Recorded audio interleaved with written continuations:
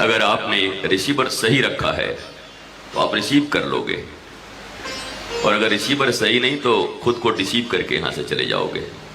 Receive भी संभव है और डिसीव भी संभव है। अभी आपके ऊपर डिपेंडेंट है, it's totally depend upon you. आप क्या चाहते हो? ये जीवन 70 से 90 साल का है। अगर एक्सीडेंट ना हो तब, बीमारी ना हो तब, हार्ट अटैक ना हो तब 70 साल, 80 साल, 90 साल अब इतने के लिए है। एंड आई थिंक यहां जितने भी लोग बैठे हैं वो करीब करीब आधा तो गुजार चुके हैं। कुछ लोग उससे भी ज्यादा हैं, कुछ उससे भी ज्यादा हैं, और कुछ तो आसपास हैं। तो ऐसी कौन सी चीज जिंदगी में मिस हो गई जिसके कारण हम आह्लादित रह सकते थे, मुस्कुरा सकते थे, प्रसन्नता अपने भीतर रखकर प्रसन्नता बांट भी सकते थे। पर कोई तो ऐसा कारण होगा जिसने हमारे इस सुंदर से जीवन को दुर्लभो मानुषो देहि देहि नाम क्षणभंगुरः तत्रापि दुर्लभम मन्ये वैकुंठ प्रियदर्शनम। इतने दुर्लभ मानवीय शरीर को पाकर वर्तमान विश्व की जो अवस्था है, WHO ने, हालांकि WHO जो भी निकालता है गड़बड़ ही निकालता है, मैं ज्यादा बिलीव नहीं करता, फिर भी WHO ने एक संख्या दी है दुनिया के लिए, और वो संख्या ये है कि मनुष्य तेजी से पागल हो रहा है। साइको पेशेंट इतनी तीव्रता से बढ़ रहे हैं जितनी तीव्रता कभी इस दुनिया में नहीं रही। हम लोग भी बच्चे थे तो गांव में एक दो पागल होते थे, वो बच्चे पीछे पड़े थे, पगला कहां जा रहा है करके वो थोड़ा आनंद लेते रहते थे। पर आज तो स्थिति ऐसी है कि बर्बाद गुलिस्ता करने को बस एक ही उल्लू काफी है, पर जब हर साख पे उल्लू बैठा हो तो अंजामे गुलिस्ता क्या होगा। संख्या इतनी बड़ी हो गई है कि कोरोना की तरह अगर जांच करवा दिया जाए तो पागल खाने भर जाएंगे और शायद नए बनवाने पड़ेंगे। और हमको लगता है श्रीमान नरेंद्र मोदी जी को, प्रधानमंत्री जी को शौचालय से पहले पागल खाना बनवाना पड़ेगा, फिर इतने ज्यादा बढ़ेगा।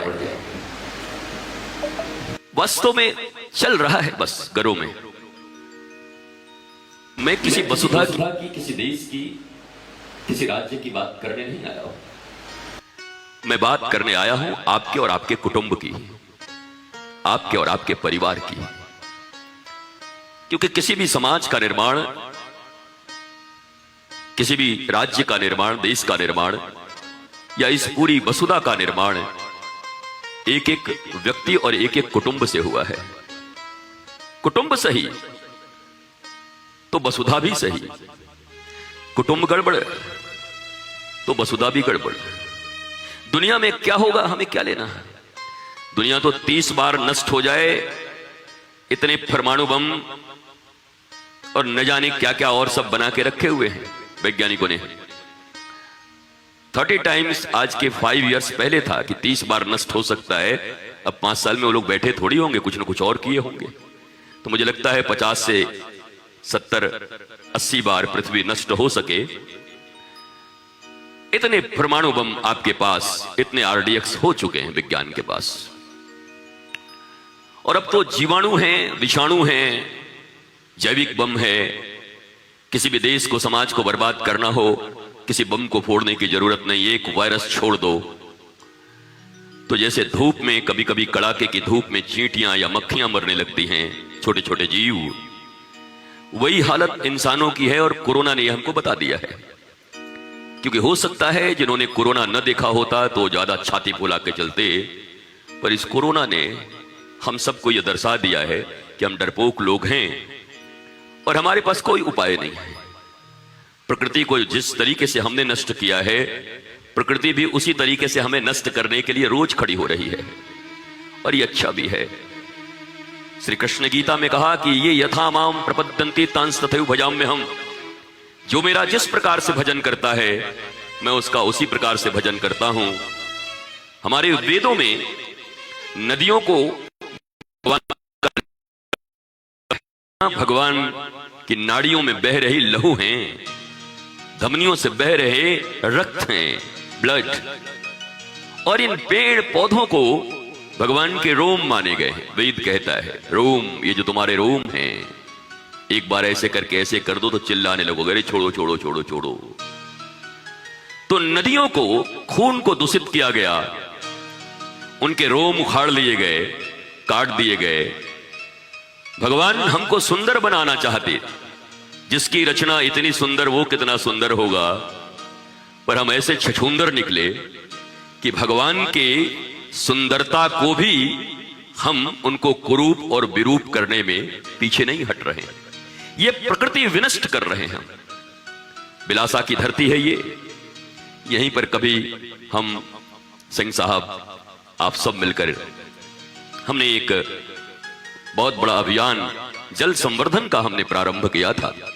ये वही बिलासा की धरती है। तब मैं छत्तीसगढ़ में फ्लुएंटली मेरा रहना आना जाना होता था, और आज पुनः उसी बिलासपुर की धरती पर बैठकर मुझे फिर प्रकृति की याद आ गई कि प्रकृति का विनाश, चाहे वो इटर्नल हो या एक्सटर्नल हो, भीतर भी प्रकृति है, बाहर भी प्रकृति है।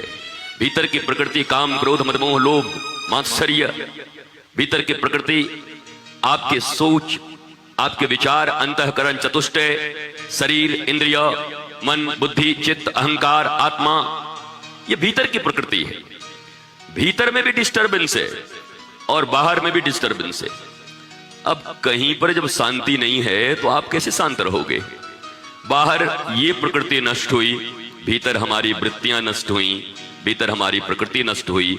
उसके बाद भी इंसान ये चाहता है कि उसके जीवन में हैप्पीनेस आए।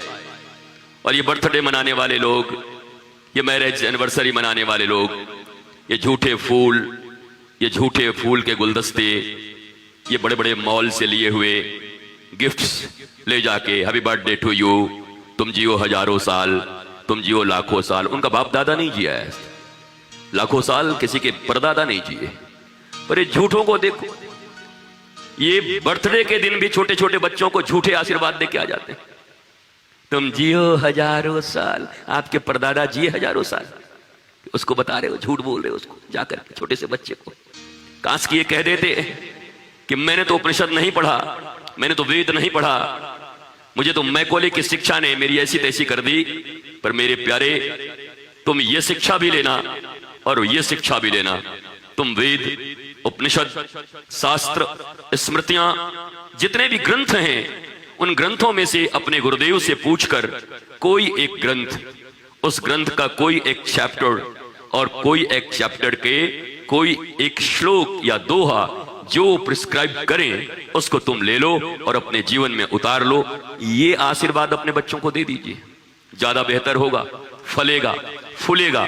और निश्चित है कि उस एक श्लोक से आपका बच्चा जब बड़ा होगा, तो मैं जो सदा कहता हूं आजकल, तब उसके कमरे में किसी आलिया भट्ट फट्ट और किसी का फोटो नहीं होगा, बल्कि उसके कमरे में जब भी फोटो होगा तो अपने मम्मी या माता और अपने पापा या अपने पिता, और दोनों लगे रहेंगे। और कोई पूछेगा हु इज योर सुपरस्टार, तो कहेगा मेरे पिता मेरे सुपरस्टार हैं और मेरी मां मेरे लिए सुपरस्टार है। वो जीवन कब आएगा? भारत वो जीवन कब देखेगा? ये वो भारत है जहां श्रवण कुमार अपने अंधे माता पिता को धोरियों में बिठाकर, कांवर में बिठाकर तीर्थ यात्रा कराने ले जाते हैं। अब ये वो भारत है जो 97% लिटरेसी के साथ, 97% लिटरेसी के साथ केरला, और उस केरला में सबसे ज्यादा क्या है? वृद्धाश्रम, ओल्ड एज होम। ये विचारणीय प्रश्न है बिलासपुर वासियों, क्योंकि आप बिलासपुर छत्तीसगढ़ के। विचार करिए, जहां लिटरेसी बढ़ी, सब पढ़े लिखे, Kerala number 1, Kerala number 1, Kerala number 1। और जब रिपोर्ट्स आए तो चौंकाने वाले आए। बोला एक भी घर में माता पिता साथ में नहीं है, बच्चों के पास टाइम नहीं, वो लिटरेट हो गए हैं, सबको ओल्ड एज होम वृद्धाश्रम में डाल दिया। ये क्या कनेक्शन है? ये कौन सी बगले मत झांकिएगा वृंदावन के बंदर की तरह। हाँ, वृंदावन के बंदर का मैं बता ही दूं, पता नहीं भूल गए हो तो। वृंदावन के बंदर का एक खास बड़ा आदत है, आप वृंदावन आओगे और अपना सामान लेते जाओ, केला लो, सेब लो, कुछ भी रखो, तो बंदर ऐसे करके देखेगा उसको। पर जैसे ही तुम निगाह मिलाओगे बंदर से ऐसे करके, तो बंदर ऐसे करेगा ला ला ला ला, तुम्हारी तरफ देखेगा नहीं, उसको लगता है हमको क्या मतलब, आपका केला आप ले जाइए। अच्छा, फिर जैसे ही आपने नजर हटाया, फिर वो लगाया निगाह, फिर आपने मिलाया, फिर आप पैसा से खरीदे हैं भाई, हम लुटते हुए थोड़ी हैं, ले जाओ अपना केला ले जाओ। 4 बार 5 बार में जब आपको विश्वास हो जाता है कि भाई वृंदावन के बंदर हैं, ठाकुर जी के बंदर हैं, बड़े सीधे हैं, और जैसे ही आप मस्ती से लेकर के चलते हैं, फिर 1 मिनट नहीं गुजरता, केला भी गया और चश्मा भी गया, और ऊपर बैठ के बोलता है बेटा फ्रूटी ला, तब मिलेगा, नहीं तो नहीं मिलेगा। ये वृंदावन के बंदर कि जब उनकी तरफ देखो तो दूसरी तरफ देखते हैं। मैं भी भारतवर्ष में सब जगह जाता हूं, मेट्रो सिटीज हो, कैपिटल्स हो, चाहे बड़े बड़े यूनिवर्सिटीज हो, मैं कॉलेज की जहां पढ़ाइयां हो रही हैं, और जब कोई बात उनके हृदय पे लगने वाली होती है तो सब इधर उधर देखने लगते हैं, ऐसे खुजाने लगेंगे, इधर देखने लगेंगे। हाँ, अरे तुम्हारे लिए कह रहा हूं, कहां देख रहे हो, किसको देख रहे हो? उसी मैकोले की शिक्षा व्यवस्था पा करके तुम्हारे भी बच्चे तुम्हारे घर में बड़े हो रहे हैं। उसी व्यवस्था के तहत सनातन संस्कृति के 16 संस्कारों में से एक भी संस्कार का नाम न जानने वाले मजबूरी में केवल अंतिम संस्कार तुम्हारा हो जाएगा। एक भी संस्कार के नाम तुम नहीं जानते। सनातनी कहते हैं, हिंदू कहते हैं, अपने आप को शास्त्रज्ञ कहते हैं, भारतीय कहते हैं, लेकिन अगर पूछो कि भैया 16 संस्कार के नाम बताओ, क्योंकि 16 संस्कार हुए बिना कोई सनातनी पूर्ण नहीं हो सकता। 16 संस्कार होने जरूरी है। पहला संस्कार बताओ, दूसरा बताओ, तीसरा बताओ, चौथा बताओ। आप चुप हो जाओगे, मुझे पता है आपको पता नहीं होगा। आप ट्रिगोनोमेट्री बता दोगे मुझे, आप केमिस्ट्री के कुछ CaCl2 HCl ये सब बता दोगे, आप फिजिक्स के न्यूमेरिकल्स मुझे बता दोगे, आप इकोनॉमिक्स के कुछ सिद्धांत मुझे बता दोगे, लेकिन आप ये नहीं बता सकते। और यही आपके जिंदगी का ड्रॉबैक है, और इसी कारण से आपकी जिंदगी में तमाम पूजा पाठ मंदिर सब होने के बाद भी आनंद आह्लाद नहीं है। आपकी पूजाएं बढ़ रही हैं, आपके व्रत बढ़ रहे हैं, आपके उपवास बढ़ रहे हैं, आप हवन पे हवन कर रहे हैं, आप डोरे पे डोरा बांध रहे हैं, आपको जो जो उपाय बताता है वो आप सब करने को तैयार हो। पर कमाल है, जो रूट है, जो मूल है, उसको आप सुधारने को राजी नहीं हो, उसको आप करने को राजी नहीं हो। और इसलिए कोई भी व्यक्ति जब इस संसार से विदा होता है, भारत में कम से कम, तो उसके चेहरे पर हंसी नहीं होती। बड़ा कठिन है। आपके भी आसपास में 150 लोग मरे होंगे, 10-20 को कंधा भी दे दिया होगा आपने। कोई ऐसा माई का लाल जल्दी मिलता नहीं जो जाते समय मुस्कुराते हुए कोई पूछे कैसे हैं, बोला आई एम फाइन, मैंने बहुत अच्छी जिंदगी जी और अब मैं भगवान के चरण में जा रहा हूं। और आप सबसे भी निवेदन करता हूं, आप सब भी भगवान के काम करना। किसी की आंख फटी, किसी का ऐसे फटा, कोई ऐसे कर बबीता के बनाते लगे थे, बबीता के बेचारा बता भी नहीं पाता किसको बुला रहा है, और सारे लोग खड़े हैं 30 मार खा आसपास में। रुको रुको रुको, मोला समझे दे का कहा था।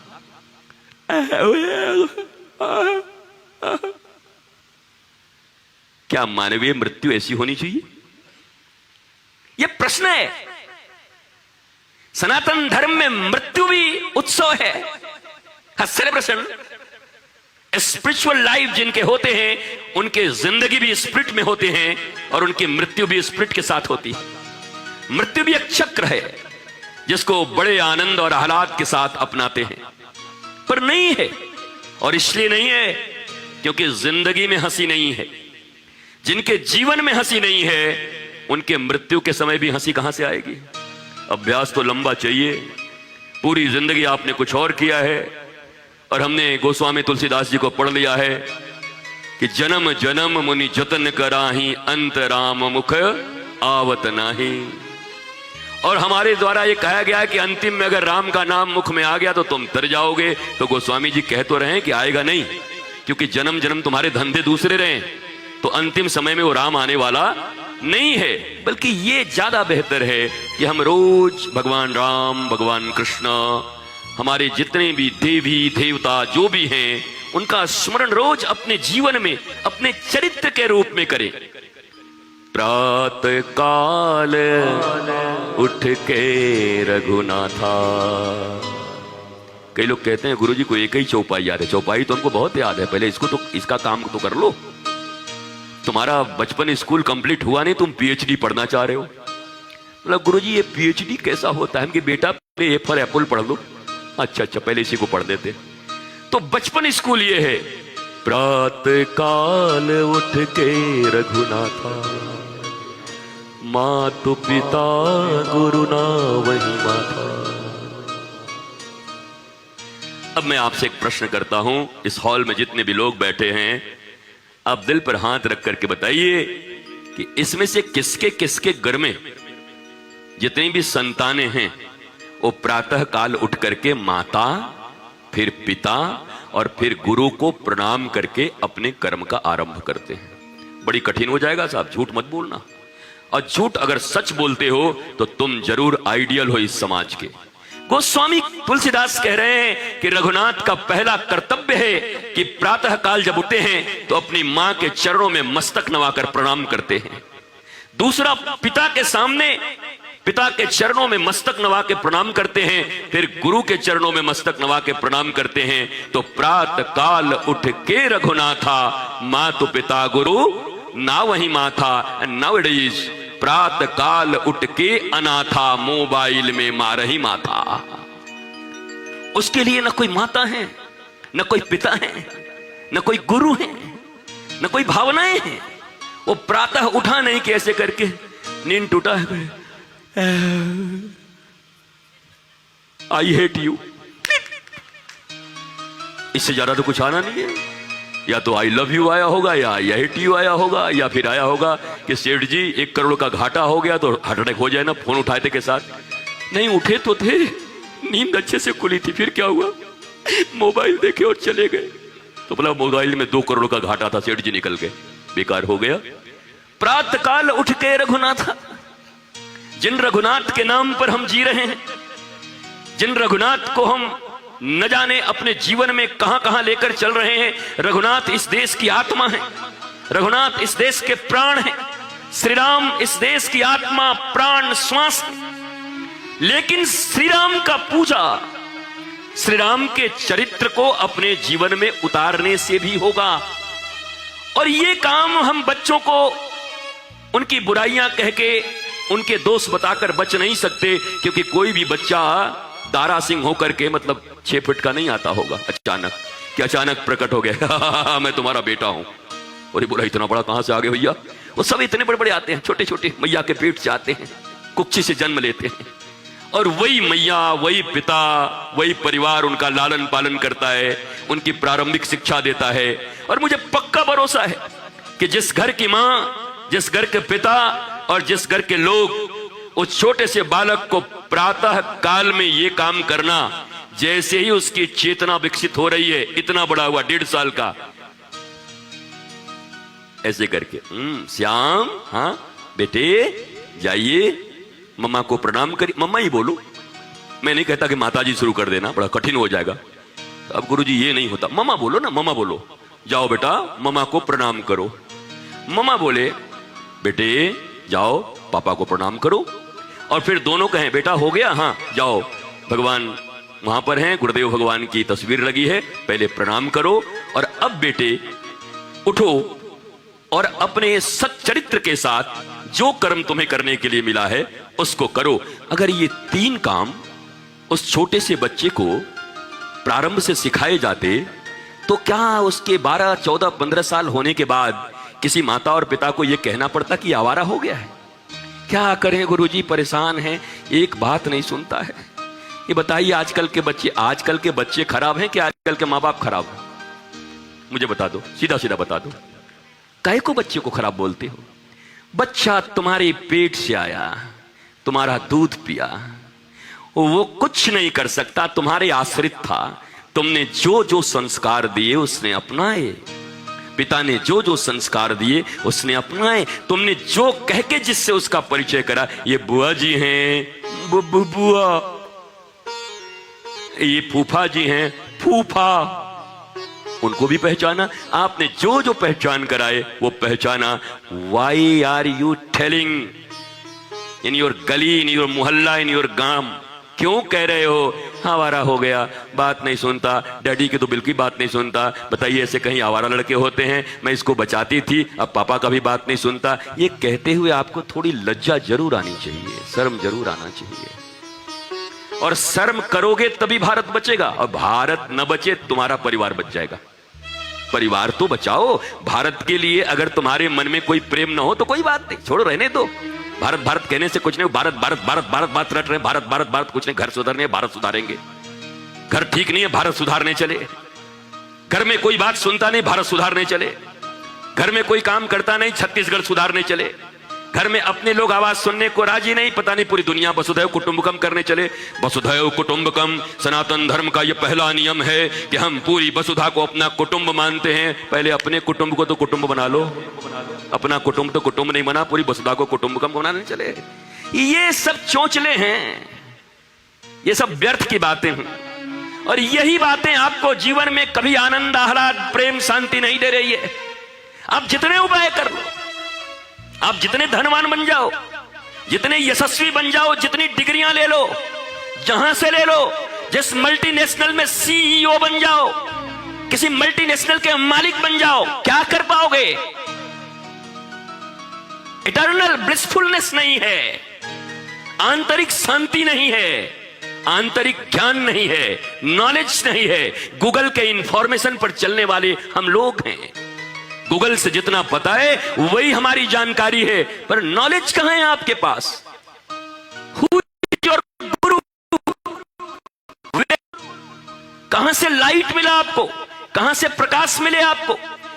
अपने शास्त्रों में जीने के वो तरीके, जिस तरीके के कारण भगवान राम के पूर्वज रघु घोड़े के अस्तबल में बैठ करके घास भी खा करके और आनंदित हैं, आह्लादित हैं, और अगर कोई मांगने को आता है तो कुबेर का खजाना उसको दान कर देते हैं। इसीलिए आज तक भगवान राम के होने के बाद भी राम वंश नहीं बोला गया, रघु वंश बोला गया, रघुनाथ बोला गया। वो रघु के वंशज हैं। रघु इसलिए विपरीत से विपरीत परिस्थितियों में और अनुकूल से अनुकूल परिस्थितियों में रघु का चरित्र नहीं बदलता, धर्म पे अडिग हैं। आज धर्म के नाम से लोग नाक भाव सिकोड़ते हैं। ये फटे जींस पहनने वाले 2-4 लड़के, ये फटे बिन्स और यहां पर बाली लगाए हुए लड़के, इनके बाल जैसे लगता है करंट मार दिया है, 440 वोल्ट का खड़े हैं इनके, ये रंगवा के। दे आर, ये सोचते हैं मैं स्मार्ट, हम स्मार्टी हैं। Are you smarty? इसको स्मार्ट बोलते? बाल ऐसा खड़ा है कि माँ बाप परेशान हैं। अबे कहां से आ गया? चोरी करके लग रहा है, ऑलरेडी खड़ा है ऐसा, हिप्पा ऐसा। मम्मी पैसा दे रही, जाओ बगल वाले का ऐसा बाल हुआ तो तू फ्रेंच कट करवा के आ जा, फ्रेंच कट। ये कर रहे हैं। अरे मम्मी बनी हो, संस्कार दो। पैसे तो इस दुनिया में कोई भी दे सकता है, पैसे देकर मां बाप नहीं बनते। तुम सोचते हो कि अपनी औलादों पर पैसे खर्च करके तुम्हें माता और पिता कहलाने का हक हो गया? माता और पिता आप बने थे संस्कार देने के लिए। प्रतिकूल से प्रतिकूल परिस्थितियों में भी वो श्री कृष्ण की तरह मुस्कुराता रहे, चाहे उसके ऊपर कितने भी 6 दिन के भीतर भी अगर कोई पूतना आ जाए तब भी श्री कृष्ण की मुस्कुराहट गायब नहीं होती। 1.5 महीने में कोई सक्तासुर आए तब भी उनकी मुस्कुराहट गायब नहीं होती। और पूरा जीवन, ये साल, वो विदुरथ, पौंड्रक, जरासंध, रुक्मी, ये जितने भी लोग थे, जीवन भर भगवान श्री कृष्ण को परेशान करते रहे, हमले करते रहे, चैन से एक दिन नहीं रहने दिया। लेकिन उसके बाद भी उनके जीवन की मुस्कुराहट कम नहीं हुई। जीवन में अगर मुस्कुराहट कोई आज भी सीखता है तो श्री कृष्ण से सीखता है कि भैया दो ही लोग मुस्कुराने में बड़े माहिर हैं।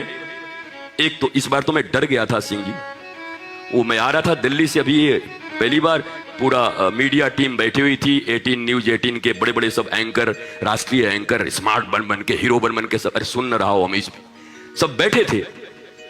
उसके बाद अब मैं एयर होस्टेस के बारे में बहुत ज्यादा बोलता हूं, मुझे डर भी कभी कभी लगता है कि किसी ने कोई एयर होस्टेस पकड़ने लगे, बाबा तू बहुत बोलता है हमारे बारे में, क्या बोलते रहता है। और इस बार तो हो ही गया महाराज। हम बैठे थे और अब जब फ्लाइट लैंड कर गई विवेकानंद एयरपोर्ट पे तो वो आई धीरे से उधर से, बोले एक्सक्यूज मी सर, हम क्या आज तो मामला गड़बड़ है। हम यहाँ बोलिए कि हम लोगों को बहुत प्राउड फील होगा और हम प्राइड महसूस करेंगे अपने आप को। हम किस लिए, हमारे बगल में अमीश देवगन बैठे हैं, अच्छे अच्छे एंकर बैठे हैं, सईद अंसारी बैठे थे, आज तक के लोग बैठे थे, सब सुपर हीरो जो इनको रोज लोग टीवी पर देखते हैं। बोलिए क्या चाहिए। बोला हमारे पूरे इस इंडिगो थीम के लिए और पूरे हम लोगों के लिए, और हमारी ये व्यक्तिगत भावना है, अगर आपके साथ एक तस्वीर हमारी हो जाए तो हम अपने आप को धन्य समझेंगे। चारों सब हमको ऐसे देखे थे, अरे तो असली हीरो तो यहाँ बैठा है लग रहा है। तो हम तो पहले डर गए थे कि ये जरूर बोलेगी, क्योंकि हम एयर होस्टेस को बार बार निशाना बनाते हैं। वो हमारी बेटियां हैं, हमारी बच्चियां हैं। मैं ये कहता हूं कि मुस्कुराहट दो प्रकार की होती है। एक एयर होस्टेस की, वो फ्लाइट में सिर्फ मुस्कुराती है, और फ्लाइट में तो मैंने कह दिया टकले रहो, कल्लू रहो, दांत ऐसे तुम्हारा निकला रहे, कोई उनको मतलब नहीं है। तुमने टिकट कटाई है तो जाएंगी और तुमको बड़े प्रेम से, वाटर सर, टिंग टोंग, तनी वाटर ले आइए था, वाटरवा ले आइए। 1 घंटे तक तो हम शहंशाह हैं ही, टिकट कटा के बैठे हैं, वो दे देंगे आपको, वो आकर दे देंगे। पर जरा नीचे उतर के और जब उनकी ड्यूटी खत्म हो जाए, अपना टकला खुजाते हुए बोला पानी दो, तो सैंडल निकाल के टकले पे इतना बड़ा एक बुरादा उठ जाएगा तुम्हारा तुरंत वहीं पर, दूसरा टकला निकल जाएगा वहीं पर। वो अपनी ड्यूटी के प्रति समर्पित हैं और उसके लिए उन बेटियों को उनके किए हुए काम का पेमेंट मिलता है, वो उनकी नौकरी है, इसलिए वो मुस्कुराती हैं। लेकिन वो मुस्कुराहट किस लिए है? ड्यूटी के कारण। वो मुस्कुराहट किसके लिए है? उनका ये जीवनचर्या है, जीविका की विद्या है। ये नेचुरल मुस्कुराहट नहीं है उनकी, क्योंकि कई एयर होस्टेस आत्महत्याएं करती हैं। जिसका नेचुरल मुस्कुराहट होगा उसको तकलीफ किस बात की है? वो तो हंस रही हैं, मस्त हैं, खुश हैं। लेकिन मुस्कुराहट वहीं तक है, और एक मुस्कुराहट है श्री कृष्ण की। आप 23 करोड़ सेना लेके आ जाओ, आप जहर लगा के आ जाओ, पूतना मौसी, जिसको जो करना है आ जाओ, पर ठाकुर मुस्कुराना नहीं छोड़ता। हमारे श्री कृष्ण मुस्कुराना नहीं छोड़ते। ये बड़ी स्मित हास्य है उनके पास, क्योंकि ये हास्य बाहर की नहीं है, ये अंदर की है, और ये नॉलेज का है, और ये आत्मज्ञान का है। अगर आपके भी भीतर आत्मज्ञान हो, नॉलेज हो, ये जीव कौन, जगत कौन, ब्रह्म कौन, माया कौन, अगर ये जानकारियां भी अपने बच्चों को आप दो, और आप तो तब दोगे जब आप जानोगे। आप वही जानकारी अपने बच्चों को देते हो जो आप जानते हो। आपने जीवन में सीखा है बाप बड़ा ना भैया, सबसे बड़ा रुपया, ताता थैया, और वो भी सीख जाता है। हाँ भैया, हमने तो जीवन भर अपने पिताजी को देखा, माल लाओ, माल कमाओ, बिल्डिंग ठोको, ये करो, वो करो।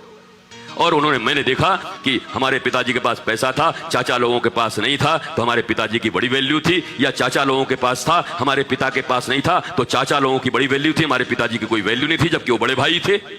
यहां तो बड़ा छोटा होना कोई बात है नहीं। माल जिसके पास है, पद जिसके पास है, प्रतिष्ठा जिसके पास है, बात तो उसकी चलती है। ये बड़ा छोटा तो कभी भारत में पहले हुआ करता था कि राम को ही राजगद्दी मिलेगी तो राम को ही मिलेगी। भले ही कैकेयी ने सारी सेटिंग कर दी, पर भरत ने स्वीकार नहीं किया, नहीं चाहिए मुझे भैया, राम को ही ये जाना चाहिए, ये गद्दी मुझे नहीं चाहिए। तो सेटिंग गेटिंग से आज अगर आपको धन मिल जाए तो आप ही बड़े बन जाते हो। बिलासपुर के वासियों, एक बात ध्यान से सुनो, इस दुनिया में जिसको महत्व दोगे, इंपॉर्टेंस दोगे, वही चीजें धीरे धीरे धीरे धीरे ट्रेंड बनेंगी, वही चीजें धीरे धीरे धीरे धीरे धीरे इस दुनिया में स्थापित होंगी, वही चीजें धीरे धीरे धीरे धीरे तुम्हारे बच्चों के भीतर आचरण बन के जाएगी।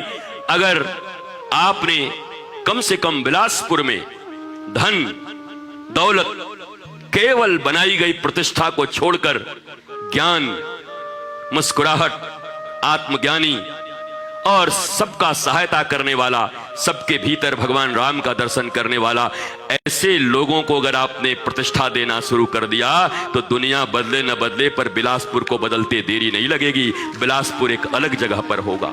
प्रतिष्ठा हो पर ज्ञानियों की हो, प्रतिष्ठा हो पर रियल मुस्कुराहट जिनकी जिंदगी में है उनकी हो। ये कटसी मेंटेन करने वाले, ये मैनर्स मेंटेन करने वाले, जगजीत सिंह का भजन सुनने वाले, गजल, तुम इतना जो मुस्कुरा रहे हो, क्या गम है जो तुम छिपा रहे हो, तुम इतना जो मुस्कुरा रहे हो। और ये हिट हो गया रातों रात। क्यों हिट हुआ? अच्छा लगता है तभी तो हिट होता है, दिल को छूता है तभी तो हिट होता है।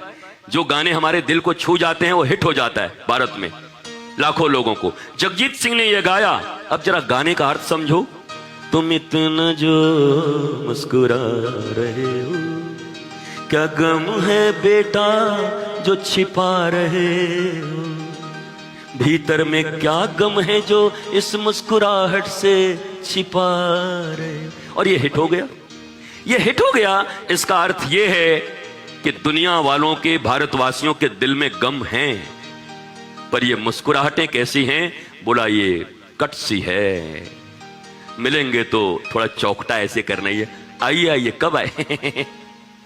और मुस्कुराहट भी ऐसी है महाराज, 1 मिनट में देखो ऐसा किसी का मुस्कुराहट, लगता है इंस्टेंट ग्लूकॉन डी। आदमी आया, अच्छा मिसेज शर्मा जा रही है, मिसेज वर्मा आ रहे हैं, दोनों एक दूसरे को देख करके अरे और जैसे उधर कौन सी मुस्कुराहट है भाई, हमें समझ में नहीं आया।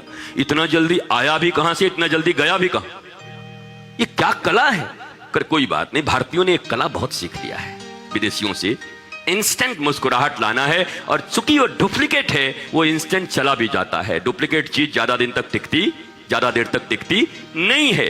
क्या यही मुस्कुराहट सही नहीं हो सकती? क्या ऐसा नहीं हो सकता कि इस दुनिया में तुम जिससे मिलो और स्माइल करते हुए मिलो, how are you, I am fine, the great smile, या इट्स ट्रू। बोला ये सही है, ये जो मुस्कुराहट है ये सही है, ये बाहर से लाई हुई मुस्कुराहट नहीं है। और ये मुस्कुराहट तभी आ सकती है जब आपके पास ज्ञान हो, नॉलेज हो। और नॉलेज कहां से आएगी? किसी टीचर के पास से नहीं आएगा, किसी ट्यूशन में नहीं आएगा। जहां सिर्फ पैसों के खेल चल रहे हैं वहां से नहीं आ सकता। याद रखना, पैसा जहां प्रमुख है वहां से पैसा कमाना सीख सकते हो। प्रतिष्ठा जहां से प्रमुख है वहां से प्रतिष्ठाएं खरीद सकते हो।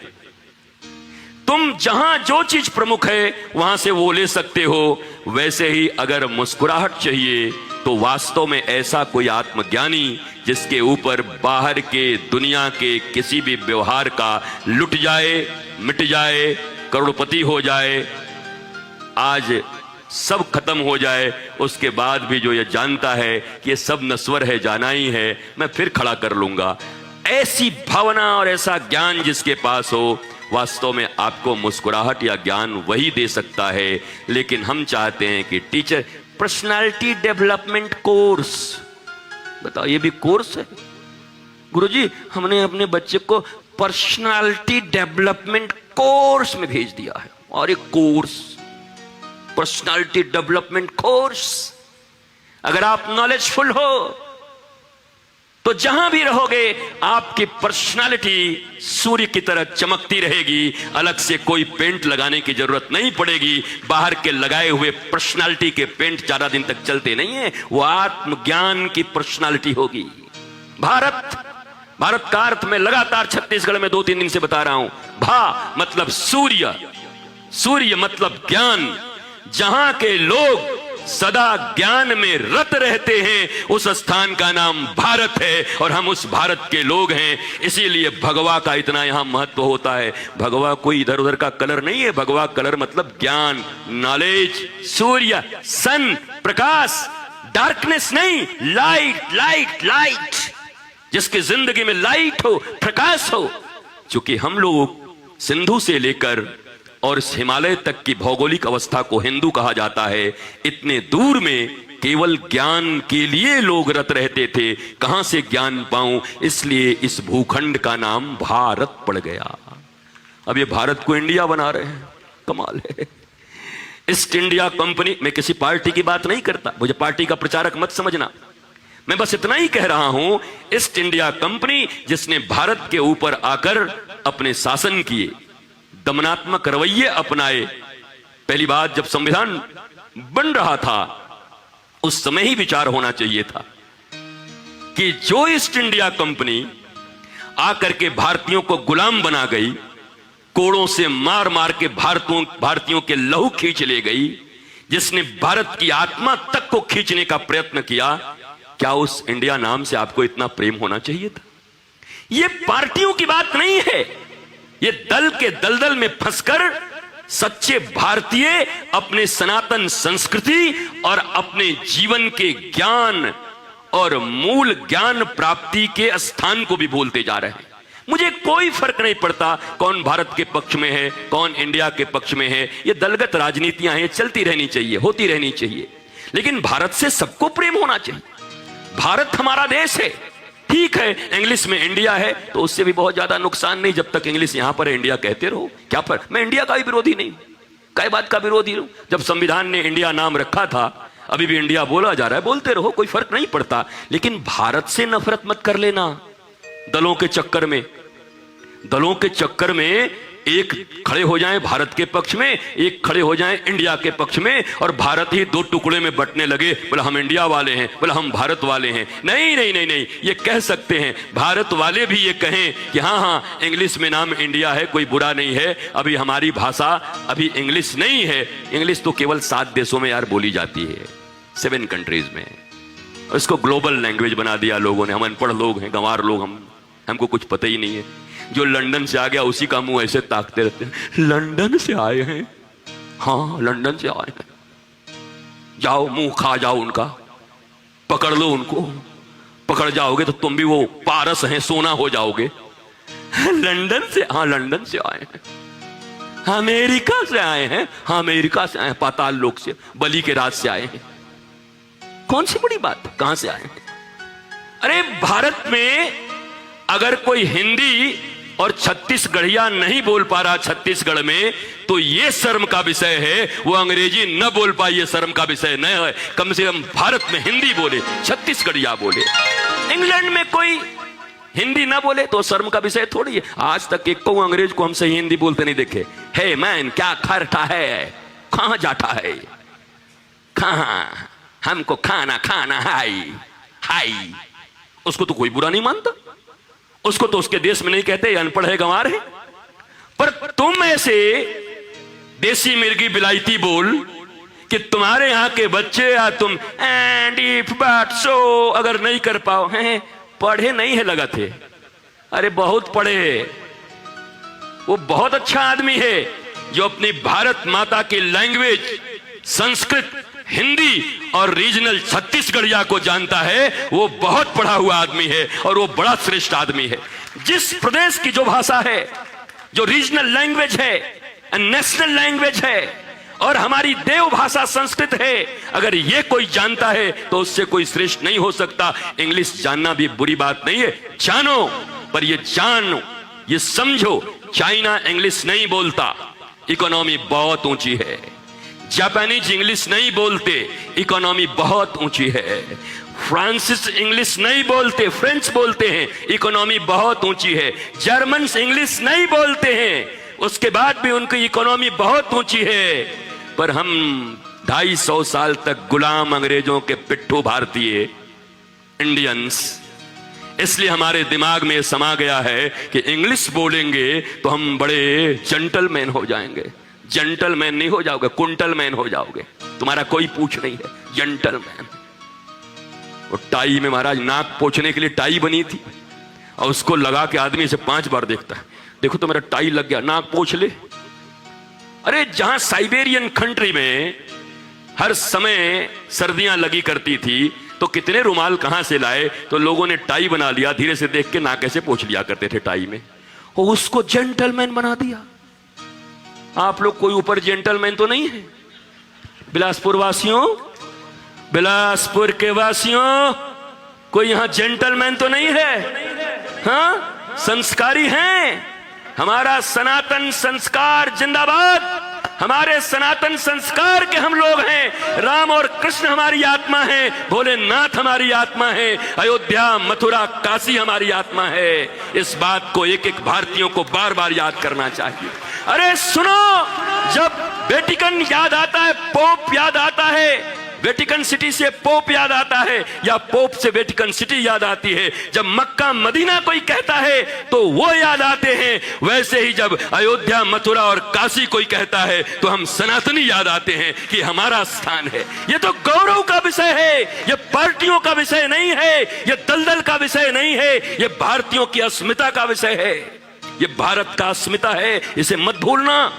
जहां रहना हो, जिस जगह रहना हो, वो तुम रहो, आगे बढ़ो, पर अपनी अस्मिता मत गंवाओ, अपने संस्कार मत गंवाओ। इन्हीं संस्कारों के कारण तुम विश्वगुरु थे। इन्हीं संस्कारों, अच्छा, भारतीय जादूगर थे, सपेरे थे, तो सोने की चिड़िया तुम्हारा बाप था?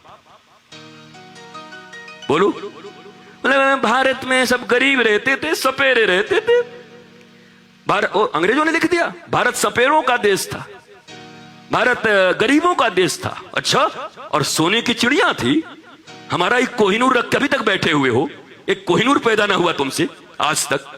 जितनी संपत्तियां हैं ले जाकर के बैठे हुए हो, और भारत गरीब था और तुम अमीर थे। भारत सोने की चिड़िया थी, पर क्यों थी? क्योंकि भारत में सनातन संस्कृति से परिचालित गुरुकुल थे। एक एक बच्चा जब निकलता था गुरुकुल से तो डिग्रियां लेकर के बेरोजगार होकर नहीं घूमता था, बल्कि हजारों लोगों को नौकरी देने के योग्य बन जाता था। इसलिए भारत सोने की चिड़िया थी। उस सोने की चिड़िया को बनाओ। भारत सनातन संस्कृति के कारण सोने की चिड़िया है। यहां पैसे थे, रुपए थे, संपत्ति थी, सब था। हमारे बच्चे क्या सोचते हैं आजकल? मामा भारत में क्या है, लंदन में जाएंगे। लंदन में कुछ नहीं है, सीधी बात। लंदन से छोड़ छोड़ के तो हमारे पास लोग आ रहे हैं। सौरभ आ गया और कितने लोग आ रहे हैं। एक इसका नाम क्या, मेरी ने क्या अभी आई थी वो लड़की, वो भी लंदन छोड़ के आ रही है हमारे पास आनंदम धाम आश्रम में। लंदन छोड़ छोड़ के यहां आ रहे हैं। वो शांति, वो हालात, वो प्रेम, वो आनंद, वो मस्ती उनको यहां मिल रहा है, वो ज्ञान उनको यहां मिल रहा है, वो लाइट, वो इनलाइटेंड यहां फील कर रहे हैं आके, और हम उधर फील कर रहे हैं जाके। इसलिए मेरी एक ही आप सबों से गुजारिश है। आज मैं कोई ज्यादा जोश में हो गया, क्या कहूं, क्षत्रिय लोग जहां बैठ जाते हैं जोश आ जाता है हमारे। क्या करो तो क्या करे, सब बाबू लोग बैठ गए हैं, सो हम ही ऐसे हो जा रहे हैं बैठ करके। तो हम अपनी नेचुरल भाषा ही आज भूल गए। नहीं तो हम बड़े प्यार से बोलते, धीरे धीरे धीरे धीरे आपको ऐसे ये रास्ता है, ऐसे चलना है, ठाकुर जी ने ऐसा किया, वृंदावन में ऐसा हुआ। पर पता नहीं कहां से वो पुरानी बात फिर से आ गई। ऐसा लग रहा है धक धक धक धक धक धक कुछ कर दूं, कुछ बोल दूं। पर मेरा इतना ही कहना है, मेरी भाषा पे मत जाना। मैं तेज बोलूं या धीमे बोलूं, इससे कोई फर्क नहीं पड़ता। सत्य तो सत्य है। मैं इतना बोलना चाहता हूं कि अपनी संस्कृति से प्यार करो, नॉलेज खूब अपनाओ, जहां से नॉलेज मिलता है ले लो। जल्दी ही भारतवर्ष में मुझे पूरा विश्वास है कि हमारे सनातन संस्कृति से जो विद्याएं थीं, जो वैज्ञानिक हमारे पुराने थे, ऋषि साइंटिस्ट थे। अच्छा, आज विज्ञान और धर्म में भी लड़ाई है। हमारे बच्चों को पढ़ा दिया गया है ये बाबा जी हैं और ये विज्ञान है, साइंस। और बच्चे भी आई लाइक साइंस, मैं थोड़ा साइंटिफिक हूं। Scientific, what do you mean by scientific? And what do you mean by spiritual people? Do you know the real spirituality? And do you know real science? No. You know nothing. आपका कोई जानकारी नहीं है, आपके पास कोई ज्ञान नहीं है। आपको बस बता दिया गया है कि साइंस मॉडर्न है और ये बाबा जी और ये धर्म और ये संस्कृति सब ओल्ड मॉडल है, ओल्ड मॉडल है। आपको यही बताया गया है, हमारे बच्चों को यही बताया गया है। पर आप जो माता पिता हैं, दादा दादी हैं, दादा दादियों का दौर खत्म हो गया साहब, बड़ी दुख का विषय है। हम सब दादा दादी और नानी की गोद में बैठकर ध्रुव प्रहलाद की कथा सुनकर बड़े हुए। हमारे तक तो ये था, हम वो ध्रुव की, प्रहलाद की, मीराबाई की, मदालसा की, जिन्होंने 5-5 साल की उम्र में अपने बेटों को सेल्फ रियलाइज्ड पर्सनालिटी बना दिया, आत्मज्ञानी बना दिया, हम उनकी कथा सुनकर बड़े हुए। पर देखो आज दादा दादी का रोल खत्म हो गया जिंदगी से।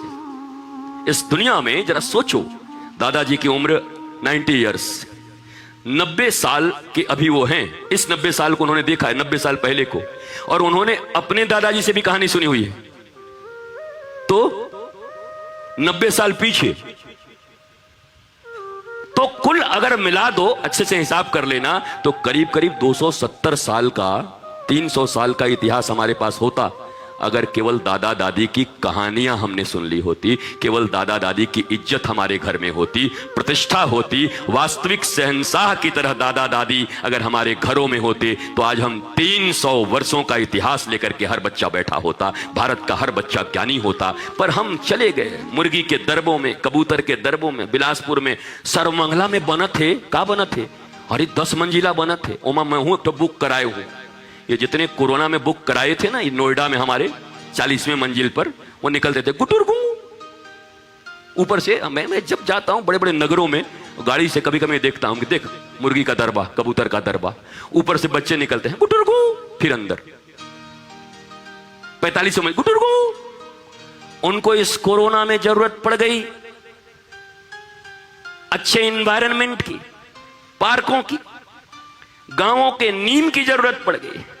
गांव छोड़ के शहर गए थे और शहर में फिर गांव याद आने लगा। ये और क्या किया उन्होंने, फार्म हाउस बनाने लगे, पूरा फार्म के आ गए घर से। घर में फार्म ही फार्म था, इतने खेत थे, कुएं थे, वो नीम, वो बरगद, वो पीपल, ये न जाने कहां से नामुरादों ने ला करके यूकलिप्टस लगा दिया। ये हमारे पौधे नहीं थे, ये सारे विदेशी पौधे जो देश को बर्बाद करने वाले हैं वो यहां इंपोर्ट कर दिया। हमारा पीपल, हमारा बरगद, हमारे नीम, हमारे बबूल, हमारे करंज, इन सबको, और देखो इन सबको हमने श्रद्धा से जोड़ा था, भक्ति से जोड़ा था। हाँ जी, निमिया के डाढ़ी मैया मोरी, अरे झूले ली झूलनिया हो कि झूली रे झूलिना। हमने देवी मां से जोड़ा था नीम को, हमने पीपल को भगवान श्री कृष्ण से जोड़ा था। भगवान ने कहा वृक्षों में अश्वत्थ वृक्ष मैं हूं, पीपल मैं हूं, बरगद बट विश्वास अचल बहुधर्मा। बरगद, ये जितने भी वृक्ष थे जो ऑक्सीजन देते, जो वास्तव में हमारे पूरी प्रकृति को बैलेंस रखते, हमने उनको श्रद्धा और पूजा से जोड़ा हुआ था। और ये 2% के अंग्रेज, ये 2% के मॉडर्न लोग आकर के हमें ये सिखा गए, ये पेड़ का पूजा करने वाले लोग हैं, ये पहाड़ का पूजा करते हैं, ये नदियों का पूजा करते हैं। आज सारी नदियां गंदी हो रही हैं, आज सारी नदियों में विष बह रहे हैं।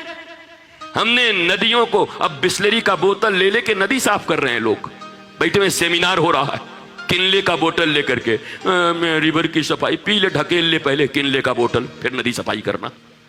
नदी का जल तुम्हारे जिंदगी में अब नहीं लिखा हुआ है। ये सेमिनार पे सेमिनार कर रहे हैं और ये वैज्ञानिक और आधुनिक कहलाते हैं, पर हमारे भारत में जन्म से ही बच्चा नदियों को प्रणाम गंगा और यमुना, सरस्वती और नर्मदा कह के करता था, गंदगी उसमें नहीं फैलाता था। तो हम पुराने लोग हो गए और ये मॉडर्न हो गए। हमारी श्रद्धा जुड़ी थी, हमारी भक्ति जुड़ी थी, उसको विनष्ट कर दिया। इन लोगों ने सिर्फ काम बता दिया, मजदूर बता दिया हमें। हमने श्रद्धा से सबको मां बनाया, गिरिराज बनाए, कामतगिरी बनाए। हमने कैलाश को माना जहां भगवान शंकर रहते हैं। हमने पहाड़ों को, पर्वतों को, धरती को मां माना। धरती की हमने पूजा की। अब सिर्फ सॉइल कर रहे हैं, मिट्टी बचाते चल रहे हैं। अच्छी बात है, बचा रहे हैं, अच्छी बात है, पर बताओ ये सनातन संस्कृति है जो अपनी भूमि को मां मानती है। यहीं पे हरेली तीज होता है ना आपके यहाँ पर किसान छत्तीसगढ़ में कितने अपने हल फाल की पूजा करते हैं, धरती की पूजा करते हैं। ये सब हम मॉडर्न नहीं रह गए, हमारे बच्चों को धीरे धीरे इससे दूर कर दिया गया, हटा दिया गया। इनकी मॉडर्निटी बस एक गैजेट में आके समा गई, एक फोन में समा गई, साइट्स पे समा गए। इनके खेल भी मोबाइल में, इनके रेल भी मोबाइल में, इनका सोच भी मोबाइल में। वो उसी में जीते हैं, उसी में रहते हैं। न रिश्तों की पहचान है, रिश्ते भी बस एक दो रह गए। हाय हेलो खत्म, जिंदगी इनका खत्म है, उससे ऊपर उठना नहीं चाहते। अननोन लोगों से दिन रात बात करते रहते हैं। घर में मम्मी पड़ी है, दादी पड़ी है, घर में भैया पड़े हैं, काका पड़े हैं, उनसे बात करने का इनके पास कोई समय नहीं। पड़ोसियों के साथ प्रेम करने का, आह्लाद करने का इनके पास कोई समय नहीं। ये फेक आईडी बना करके नाम लिखी है बबली और है बबला, और बबला के चक्कर में फंसे हुए। बबला बबली, बबली बबला, और उसी में लगे हुए हैं। 6 महीना के बाद जब पूरा प्यार हो गया, अचानक देखा कि वो आदमी तो दिल टूट गया। बोला यार मेरे को ओवरकम करने में बड़ी कठिन। क्या हुआ? अरे मैं सिर्फ 9 महीने से एकदम सीरियस हो गया था। हुआ क्या बता तो? 9 महीने से सीरियस हो गया, बाद में पता चला वो लड़का है। हम क्या मर जा। अभी इतनी दुनिया थी, इतने अच्छे अच्छे लोग थे, घर था, परिवार था, उनके साथ बात नहीं करता, उनके साथ नहीं बैठता, उनके साथ मेले नहीं जाता, उनके साथ चर्चाएं नहीं करता, गॉसिप्स नहीं करता। तो एक केवल और केवल ये हमारे मोबाइल ने बच्चों को प्रातःकाल उठ के रघुनाथा मातु पिता गुरु, अब प्रातःकाल उठ के अनाथा मोबाइल में मारही माथा। इस संस्कृति को त्यागो, छोड़ो, मोबाइल रखो। मैं भी रखता हूं, अभी फिलहाल नहीं है, मैं भी रखता हूं। मेरे पास भी गैजेट है, मोबाइल है, और सब बहुत एडवांस है। सारे लैपटॉप्स हैं, सारे जितने भी वो टैबलेट्स हैं, वो सब मेरे पास हैं। जो सबसे बढ़िया मॉडल आता है भगवान की कृपा से मेरे पास आ जाता है, तो वो आ जाता है, मैं उसको रखता हूं। बट वो मेरे लिए शास्त्र है, वो मेरे लिए ग्रंथ है। मैं नवीन जानकारियां, आप मोबाइल पे हो, इन शॉर्ट्स आपके पास है, दुनिया की पहली जानकारी कोई भी इन शॉर्ट्स में आता है, आप देखते हो, है आपके पास, आपको तो पता भी नहीं होगा। उस मोबाइल में भी बहुत सारी ऐसी चीजें हैं जिनको अगर आप अपना लो तो आपकी जिंदगी कितनी मॉडर्न हो सकती है, पर आप फंसे हो। आपकी जिंदगी पता नहीं काल्पनिक हो चुकी है। मैं बुराई नहीं कर रहा, फिर भी कह रहा हूं, ये जितनी भी चीजें मैं कह रहा हूं बस विचार करने के लिए कह रहा हूं। विचार करिए कि क्या ये चीजें हमारे जीवन में डिप्रेशन नहीं ला रही हैं? क्या ये चीजें हमारे जीवन में तनाव नहीं ला रही हैं? क्या इन चीजों के कारण हम दुखी नहीं हैं? मस्त रहिए ना, प्रसन्न रहिए, खुश रहिए। जितना है, जो प्राप्त है वही पर्याप्त है, नहीं तो सर्वत्र दुख व्याप्त है। जितना हमारे पास है। राम और रावण में कहा क्या फर्क है? एक फर्क कोई बता दो। कहा भैया भगवान राम कौन है और रावण कौन है? बोला रावण वो है जो कहता है दुनिया में जो कुछ भी सुंदर है वो हमारा होना चाहिए। और भगवान राम कौन है? भगवान राम कहते हैं जो मेरा है वो सबसे सुंदर है, जो मेरा है वो सुंदर है। ये राम की परिभाषा है। और दुनिया में जो जो मॉडल हैं वो सब हमारे होने चाहिए, ये रावण की परिभाषा है। अब बताओ तुम राम हो कि रावण हो? बोलो, कंस हो कि कृष्ण हो? कंस की 2 पत्नियां थी, अस्ति और प्राप्ति। इतना है, इतना और पैदा करना है, इसी को कंस कहते हैं। ये तो हम सब में है, तो जिंदा कंस हम ही लोग। दुर्योधन का काम है कि अपने तो इतनी सी इतना फटा रहे तब भी ना दिखाई पड़े, और दूसरे का इतना फटा हो तो उंगली लगा के पूरा कुर्ता फाड़ दे। ये दुर्योधन का काम है। कैसे? बोला अपने घर में अपनी ही भाभी को, अपनी ही मां जैसी भाभी को, या अपने ही घर की बहू को नंगा दुशासन से करवा रहा है, द्रौपदी से करवा रहा है ना। पर अपनी मां जब कहती है कि बेटा तू सुबह सुबह बिना वस्त्र के आ जाना, मैं अपनी पट्टी खोल के तुझे देख दूंगी, तेरा सारा शरीर वज्र का हो जाएगा, तो वो लंगोटा बांध के आया कि अरे मां के सामने नंगे कैसे जाएं? अरे भरी सभा में दादा, बाप, गुरु, तुम्हारे भाई, तुम्हारी बहनें, उनके सामने तो अपने घर की बहू को नंगा कर रहे हो तुम दुर्योधन। और मां के सामने नंगा जाने से तुम्हें शर्म आ रहा है? ये दुर्योधन मरा है या जिंदा है? बोलो। लोग कहते दुर्योधन मार दिया गया, मैं कहता हूं हमारे तुम्हारे भीतर भी जिंदा है। दूसरे के कुर्ते फाड़ने में कितने आनंद आ रहे हैं। इतना सा किसी के लिए कालीमा नजर आ जाए, बस अफवाह उड़ जाए किसी के लिए, तो पूरा अफवाह दुनिया में उड़ा देंगे। तो पहले से जानते थे, हम तो पहले से कहते थे, गए ना, बर्बाद हुए ना, बहुत ऊपर उठ रहे थे। और ये फाड़ देगा पूरा ऊपर से नीचे तक। पर तुम्हारी अच्छाइयां कोई बोलने वाला नहीं है। यही तो वृत्ति दुर्योधन की है। और तुम कहते हो दुर्योधन को भीम ने मार दिया, तो तुम्हारे भीतर कौन सा दुर्योधन जिंदा है? भीम कहां गए तुम्हारे? तुम्हारा रावण जिंदा, तुम्हारा कंस जिंदा, तुम्हारी पूतना जिंदा, तुम्हारी ताड़का जिंदा, तुम्हारे सारे राक्षस जिंदा। उसके बाद भी तुम हर दशहरा में जाकर रावण मार रहे हैं ऐसे करके, फटफुट फटफुट फटफुट, हैप्पी दशहरा। अबे भीतर तेरे रावण जिंदा है, हैप्पी दशहरा कर रहा है। पूरा का पूरा रावण रो रहा है। रावण उसको कहते हैं जो खुद भी रोता है, दूसरों को भी रुलाता है। हमारी जिंदगी ऐसी है कि हम खुद भी रो रहे हैं, लोगों को भी रुला रहे हैं। रावण मरा कहां? कौन मार रहा है रावण को? और एक बात कहते हुए तो हमको संकोच नहीं होता। कई बार मैं ये सोचता हूं कि जो तीर में बैठ करके मार रहा है, ये रावण है कि वो रावण है? हमको पता नहीं। वो तो बेचारा पुतला है, और पुतला क्या मरेगा? पुतले में तो पटाखे लगे हुए हैं। पर ये जो बैठ के यहां मार रहे हैं, जरा इनका जांच करना होगा, ये ठीक ठाक है कि नहीं, इनके भीतर कौन कौन है। तो जिंदा आदमियों के भीतर ये सारे दुर्गुण जिंदा हैं। और याद रखो, तुम कितने भी पैसे वाले हो जाओ, फिर से वो बात कह के मैं अपनी वाणी को विश्राम देता हूं। इस देश में हो सकता है भाई, बदल सकता है। कभी स्विट्जरलैंड आ जाता है, कभी डेनमार्क आ सकता है, कभी अमेरिका आ सकता है, कभी ऑस्ट्रेलिया आ सकता है। लेकिन फिर वही बात कहता हूं, कौन कौन? मतलब स्वीडन, जापान एंड अमेरिका। दुनिया में सबसे ज्यादा धनवान लोग, प्रत्येक व्यक्ति की आमदनी इतनी कि बल्ले बल्ले। इस तीनों कंट्री में सबसे ज्यादा लिटरेट पढ़े हुए लोग, और इन्हीं तीनों कंट्री में सबसे ज्यादा पागल लोग, साइको पेशेंट, और इन्हीं तीनों कंट्री में सबसे ज्यादा आत्महत्याएं। ये कनेक्शन क्या कहलाता है? बोलो। सबसे ज्यादा पढ़ा लिखा देश, सबसे ज्यादा धनवान देश, पर सबसे ज्यादा पागल और सबसे ज्यादा आत्महत्या। जो लोग ये कहते हैं कि शिक्षा से व्यक्ति विराट होता है, उसका जीवन अच्छा होता है, मैं तुम्हारे ही स्टैटिस्टिक्स से पूछता हूं, आरटीआई डाल के पता करो, जिन देशों में सबसे ज्यादा लिटरेट लोग रहते हैं, वहां सबसे ज्यादा साइको पेशेंट क्यों है? उन्हीं देशों में सबसे ज्यादा आत्महत्या क्यों हो रही है कोई जवाब? अरे झंडे उठा के घूमते हो ना, शिक्षा बढ़ाओ रोजगार बढ़ाओ, शिक्षा बढ़ाओ रोजगार बढ़ाओ, तो बताओ ना, ये दुनिया के स्टैटिस्टिक्स से बताओ, क्यों केरला में ही क्यों इतने ओल्ड एज होम है? बताओ। अब नहीं बताओगे, वृंदावन के बंदर बन जाओगे।